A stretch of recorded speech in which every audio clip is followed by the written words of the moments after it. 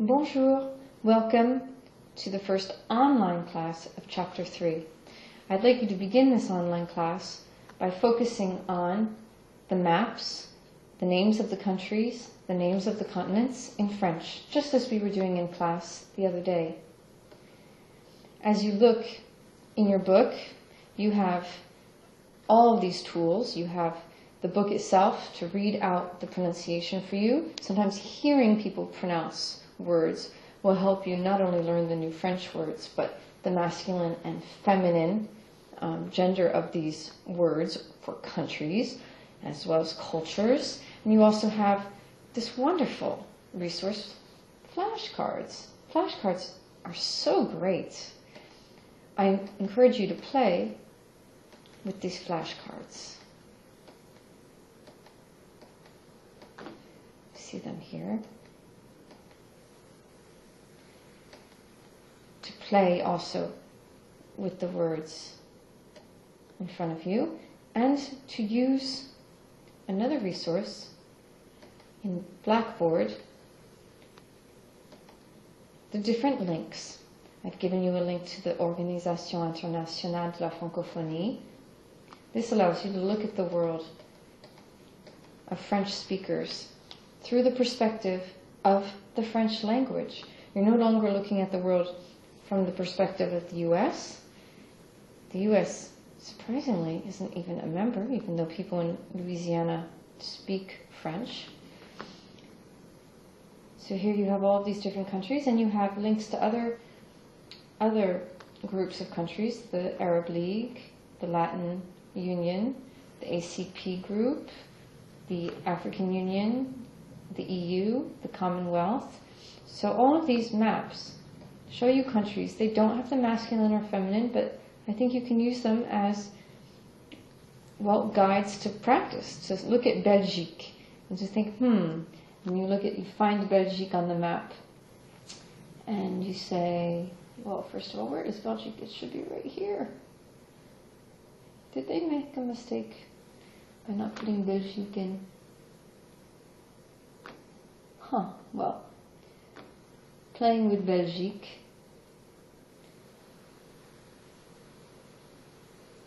Well, you can even click, find out information about these different countries where people speak French to different degrees. There are different degrees of Frenchness, right? In Belgium, it's a bilingual country. I encourage you to play. I also encourage you to use this link that I've provided for you, which goes to the electoral map as a way to learn the different states. Most states look the same. Alabama, l'Alabama, Alaska. It's masculine, l'Alaska.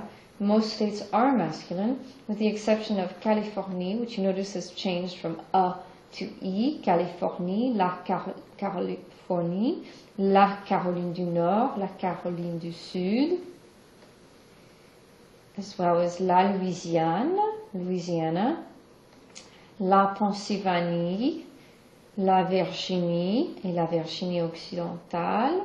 In fact, perhaps if you're looking for a rule here, the rule would be, well, with the exception of le Nouveau-Mexique, which is masculine, in most cases where you have a change in the ending from A to E, like Georgia is la Géorgie, it also is feminine as opposed to masculine. All of these are wonderful resources for you to use as you play. You'll also notice, in fact, that your first exercises in the book, so the first exercises of your online class, all of these due on 11/9, allow you to continue to play, some through listening, some through your own matching. Some of them ask you to make recordings, which I encourage you to do, and we'll go over the results together in class during the warm-up. All of these allow you to practice immersing yourself in a very structured way. The book is holding your hand through it. For example, quel continent? You hear the name of a country, and then you answer the question, on what continent is this country located? Le pays se trouve dans quel continent? And then you decide l'Amérique du Sud ou l'Afrique du Nord. It's a review of what we've done in class, but the review is helping you learn. You're learning different associations. Oh, this isn't assigned. Francophonie, les nationalités, les pays. It's important with nationalities that you learn to say, for example, l'Allemagne is the country. The nationality, the adjective used for a man or a woman is allemand. And remember, here we are practicing, once again, adjectives, because the nationality is often an adjective. So if you say, oui, voilà, il est allemand, well, that's the masculine. Elle est allemande, that's the feminine. Notice that in French, the adjective is not capitalized. It's not capitalized. So if you said, il est américain, that is a lowercase a. The only time you'll hear américain with an uppercase a is when that américain is really a pronoun standing for American man. Voilà l'américain. There's the American man, as opposed to voilà l'homme, which is the noun, américain, adjective. You have some very interesting exercises here that we've seen where there's the difference between l'origine nationale and later l'origine culturelle. There's one activity about Abia, who you've seen in the movie with Claire. Oops, next page. Alors, Abia, le personnage du film Liaison, est de culture québécoise et de nationalité canadienne. Mais les ancêtres d'Abia sont d'origine ivoirienne. Notice here that you're saying they are of Ivorian origin. Origine is feminine, so that's why ivoirienne is feminine. Mais les ancêtres d'Abia sont d'origine ivoirienne. Et vous, quelle est votre nationalité? Quelle est votre origine culturelle? Hint, hint.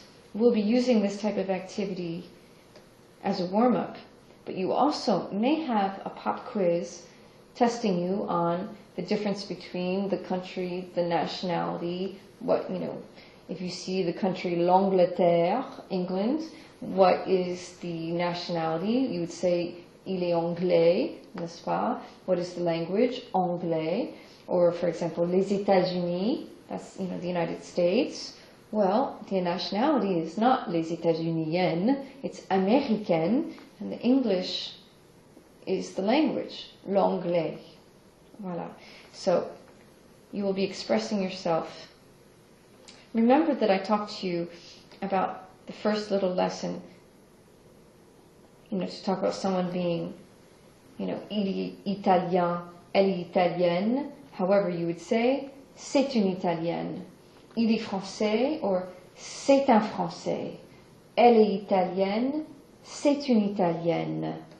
It's just like that. You have these two variations. You either say c'est, then indefinite, un or une, with, c'est un homme italien, ou c'est une femme italienne, c'est une italienne.